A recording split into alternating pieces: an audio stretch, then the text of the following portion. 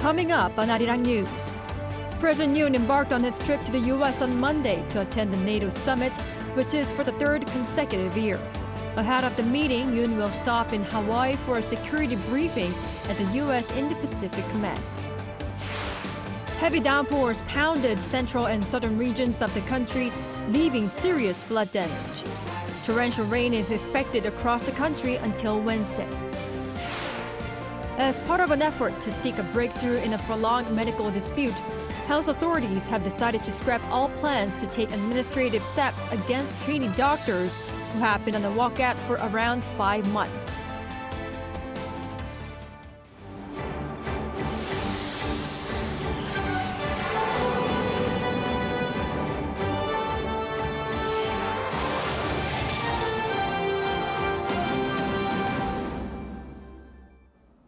Welcome to 9 p.m. edition of Arirang News. I'm Kim Bo-kyung.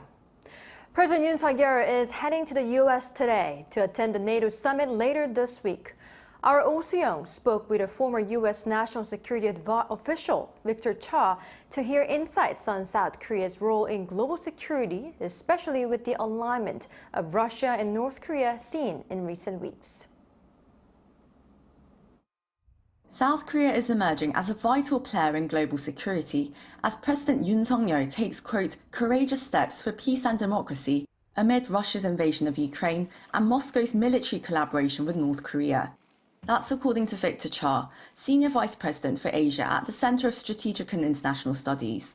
Speaking to Arirang News ahead of the NATO summit this week, Cha spotlighted the role of South Korea in global security as the country was invited to the annual meeting for the third consecutive year. The focus of the 3-day meeting in Washington, D.C. would inevitably be Ukraine. But more broadly, countries will address the strengthening alignment between authoritarian powers like Russia, North Korea, China and Iran, which blur the boundaries between Indo-Pacific and transatlantic security. NATO and its 4 Indo-Pacific partners, South Korea, Japan, Australia and New Zealand, plan to adopt a strong statement against Moscow's treaty with North Korea to aid each other militarily in the face of aggression.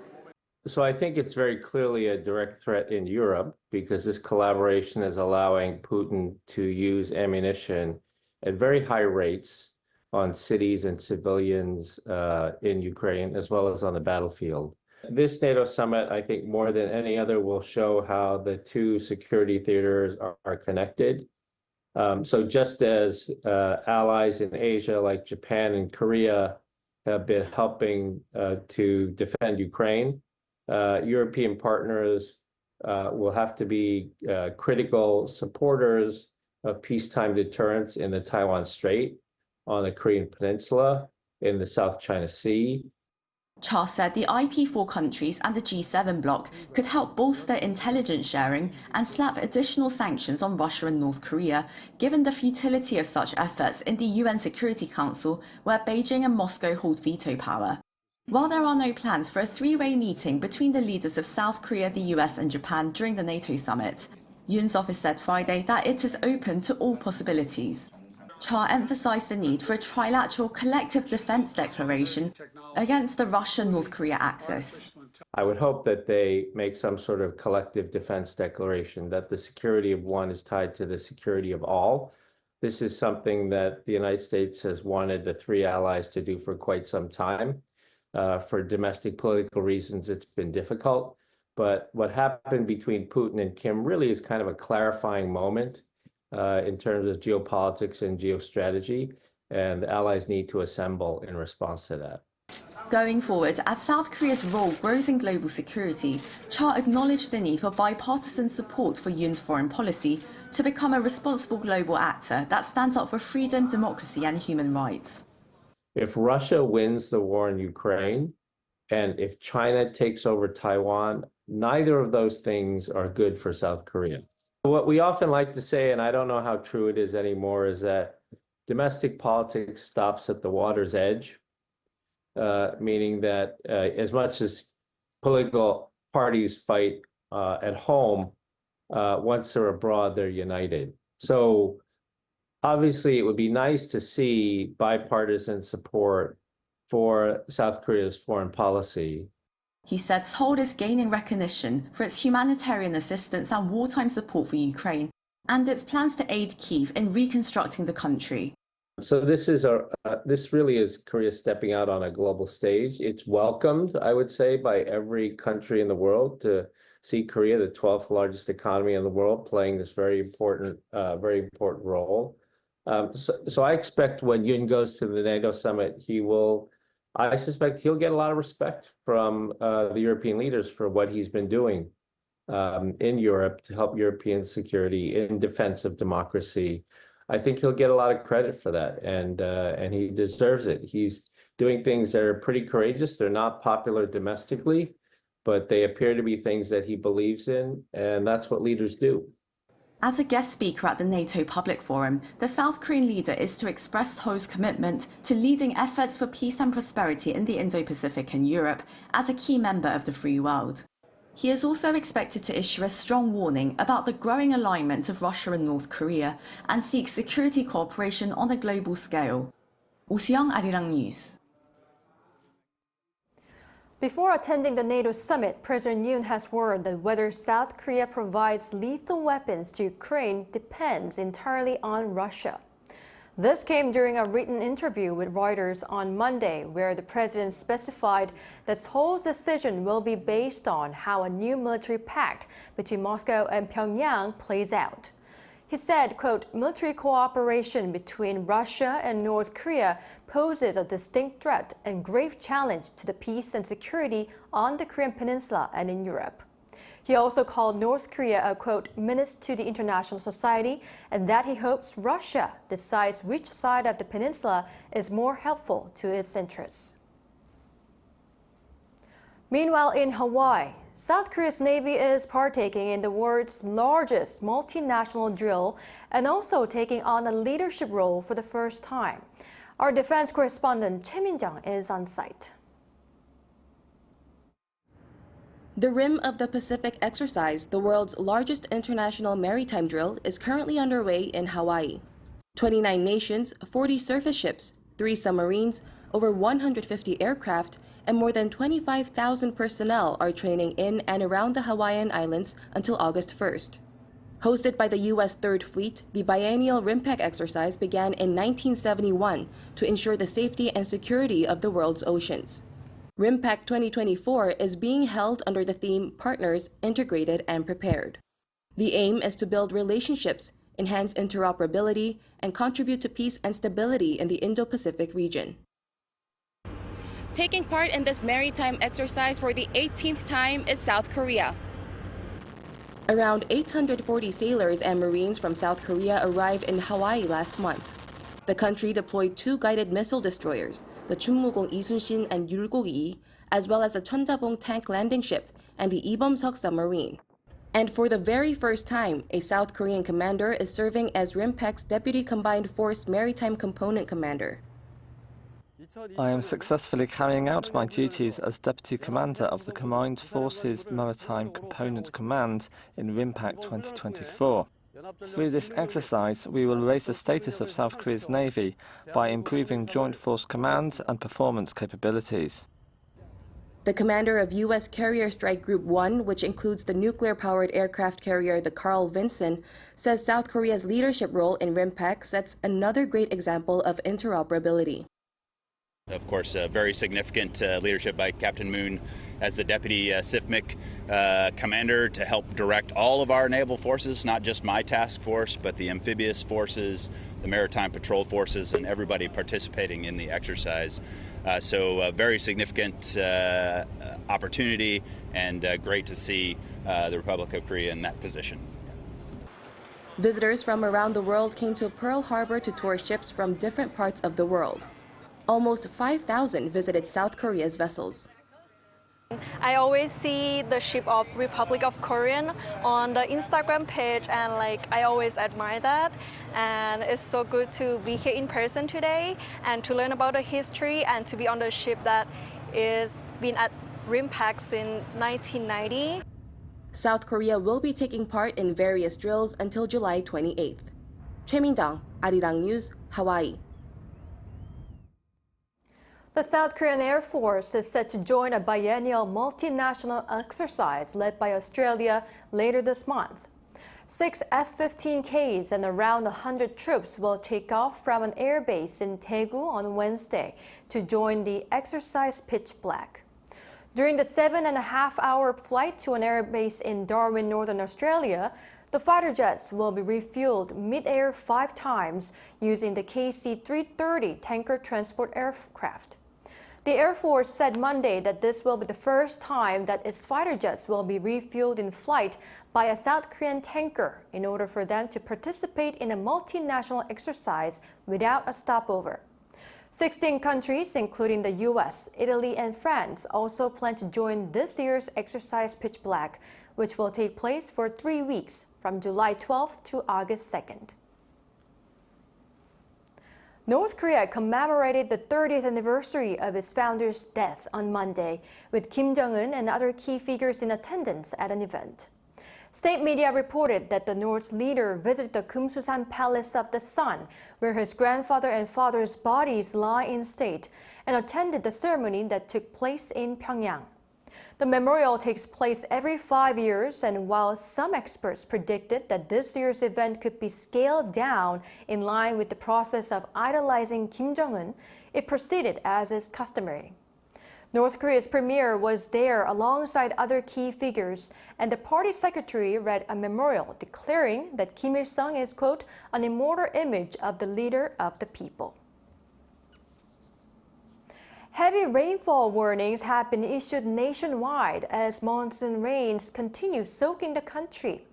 There have been multiple reports of damage, while many people have been forced to evacuate their homes. Our Moon has the details. Torrential rain across central and southern regions of the country has resulted in a lot of flood damage. As of Monday morning, 197 people in Gyeongsang-Bukdo province in the south have been forced to leave their homes and shelter in government-provided facilities. Rescue services have also been busy with emergency personnel saving 8 residents in Andong trapped by an overflowing river near their village. An emergency text alert for heavy rain was issued for these areas, which saw a downpour of 103 millimeters over 3 hours during the early morning, the first time such an alert has been given outside the capital region. The authorities predict that more people may need to be evacuated as roads could become submerged due to continued rain. Residents living nearby Yeongju Dam have been advised to move to safe locations as the Korea Water Resources Corporation expects water levels to rise rapidly. With downpours of between 30 to 50 millimeters per hour expected throughout the rest of the day, the local government is currently tallying damage wrought to infrastructure and farmlands. Warnings of possible landslides in mountainous areas due to the heavy rain have been issued in central regions. 78 residents of Chungcheongnam-do province were evacuated to nearby town halls due to the increased risks of landslides, while 1 person has already been reported missing. Further reports of damage to infrastructure such as roads, street lamps and farms are coming in from all over central regions of the country. According to the Presidential Senior Secretary for Public Relations on Monday, President Yoon Suk-yeol called for thorough preparation for this year's monsoon season. The Korea Meteorological Administration forecast that the capital region could experience heavy rain starting Monday night, and the country could see 120 millimeters of rain between Tuesday and Wednesday, before it subsides towards the end of Wednesday. Moon, Arirang News. In other news, the Korean government has withdrawn administrative penalties against trainee doctors who left their workplaces amid the months-long conflict over the medical school quota expansion. Yoon has the latest. It's been 5 months since trainee doctors left their posts, and on Monday, the government announced it will not take any administrative actions on all trainee doctors. This includes the suspension of medical licenses, regardless of whether they choose to return to work. The Ministry of Health and Welfare made the announcement following a meeting at the Central Disaster and Safety Countermeasure Headquarters. After reviewing feedback from training sites and assessing the current medical field situation, the decision has been made, effective immediately, not to impose administrative penalties on trainee doctors, regardless of their return status. With the recruitment period set to start on September 1st, hospitals need to know how many trainee doctors will return to their posts so that they can plan how many new residents to recruit. The government is looking to ease the return policy for those who have resigned so they can apply for the second half of the year. The current regulations prohibit residents who resign during their training period to return to the same position within a year. Training hospitals should finalize resignations and confirm vacancies by July 15th for the recruitment starting on July 22nd.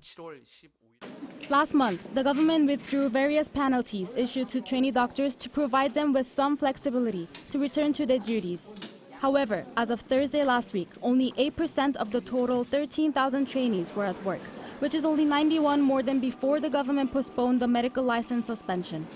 In addition, on Monday, the government promised to speed up improvements in the training environment for trainee doctors, including gradually reducing the maximum working hour limit from 36 hours to 30 hours.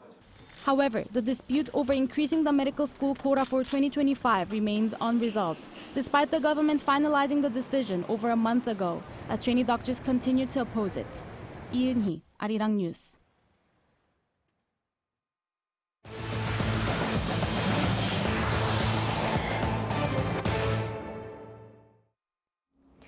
Korea's economic progress remains moderate despite tangible gains in exports amid a number of lingering internal and external risk factors. Park Gun-woo has more on the latest assessment by a local think tank. South Korea's overall economic improvement remains somewhat modest despite exports recovering. That's according to the monthly economics trends report for July released on Monday by the Korea Development Institute, a state-run think tank. According to the report, exports jumped by over 5% on year in June, mainly due to robust shipments of ICT products. Though that was a smaller jump than the previous month due to fewer working days, export figures measured on a daily basis saw a bigger rise than May. And the country's trade balance saw a surplus of $8 billion in June, which was over $3 billion higher than the previous month, as overall imports shrank due to lower domestic demand. The KDI's report also showed that all industry production in May saw an on-year increase of 2.2%, down 1.1 percentage points from the month before. Despite strong performance for the chip sector exceeding 18% growth, lower production in automobiles and electrical equipment led to the weaker growth rate for total industrial production. And the think tank said the continuous high interest rates attributed to poor domestic demand. Retail sales in May fell by 3.1% on year, mainly due to low sales in automobiles and apparel. Investment for equipment and construction also both saw on-year drops.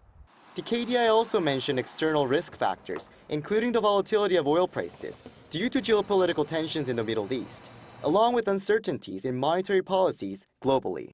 Park Gun-woo, Arirang News. Foreign investment in the South Korean stock market reached a record high for the first half of this year. Data from the Financial Supervisory Service on Monday shows that offshore investors net purchased around $16.5 billion worth of listed local stocks in the January to June period. This is the largest amount on record for a 6-month period and is mostly driven by robust demand for local semiconductor stocks. June also saw foreign investors maintain their buying trend for the 8th consecutive month. Meanwhile, Korean airliners carried a record number of passengers on their national and international routes during the first half of this year. Data from Seoul's Transport Ministry show over 47 million passengers flying to their respective destinations on board Korea's 10 airline companies, up almost 30% on year. Fueling the trend are low-cost carriers such as Jeju Air and Chin Air that have been targeting passengers on short-haul destinations amid high inflation. Should this momentum continue into the latter half of the year, pundits believe the total number of passengers on domestic airliners will surpass pre-pandemic levels. Samsung Electronics' largest labor union started its first ever general strike on Monday. With around 6,000 participants, the National Samsung Electronics Union began a rally this morning near one of Samsung's business sites in the city of Hwaseong in Gyeonggi-do Province, and said the strike will last for 3 days. The union also said it aims to disrupt business operations as around 80% of the participants work in manufacturing and development. If the labor union's requirements, mostly related to payment raises, are not negotiated, the next strike starts on July 15th. In France, A left-wing coalition is taking the most seats in the parliament after voting on Sunday kept the country's far right away from power. Yet, given the absence of a tangible majority, pundits say France has been thrown into an unprecedented scenario. Choi Soo-young explains.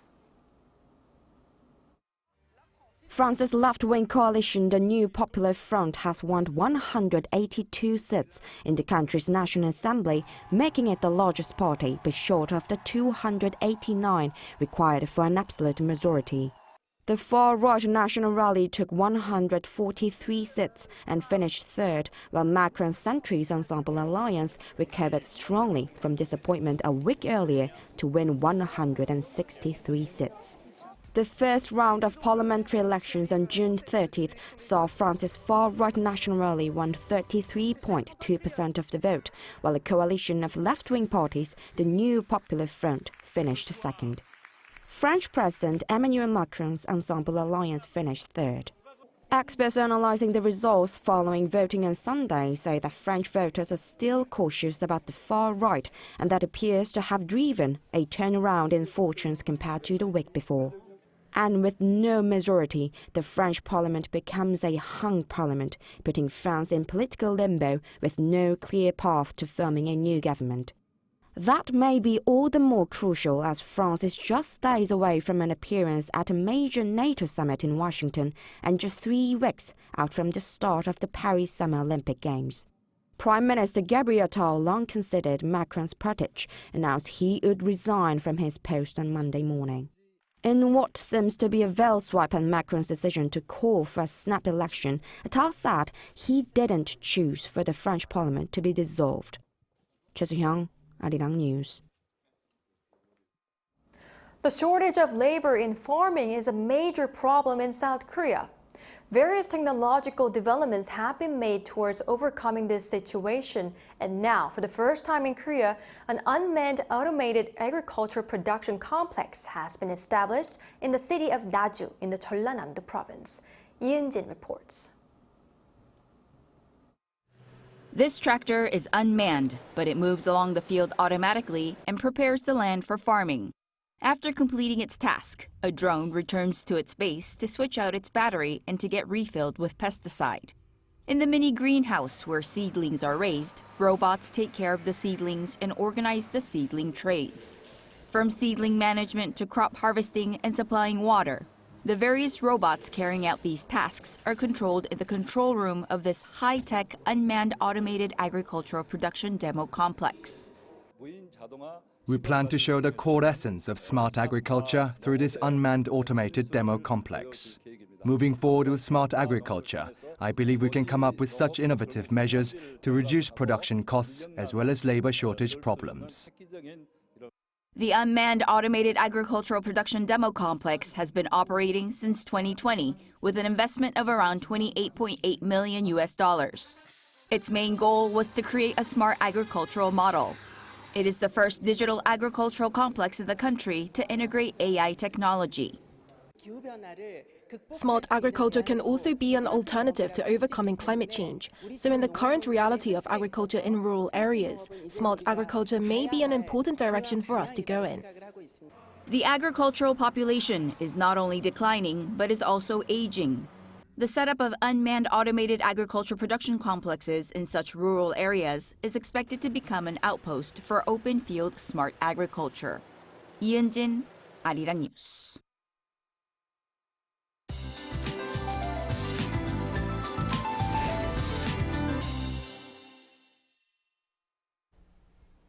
Starting from the beginning of the week, rain is pouring everywhere. More rain is expected tomorrow and Wednesday.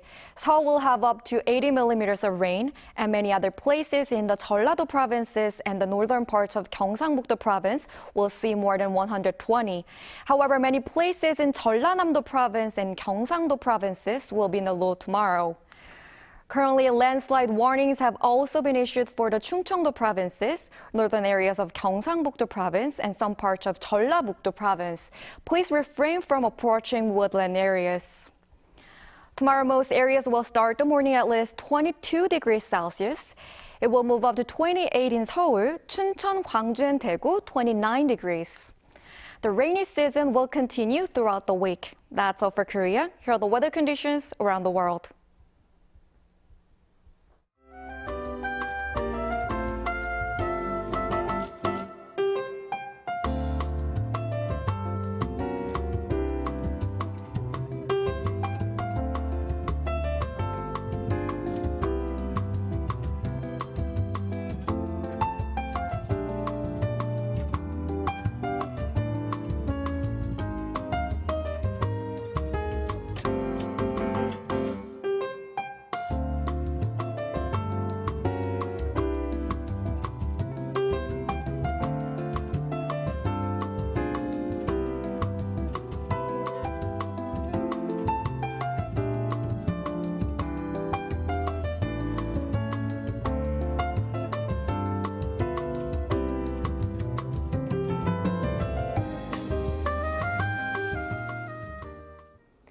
That's all we have for today. Thank you for watching. Arirang News will be back at 9 a.m. Korea time.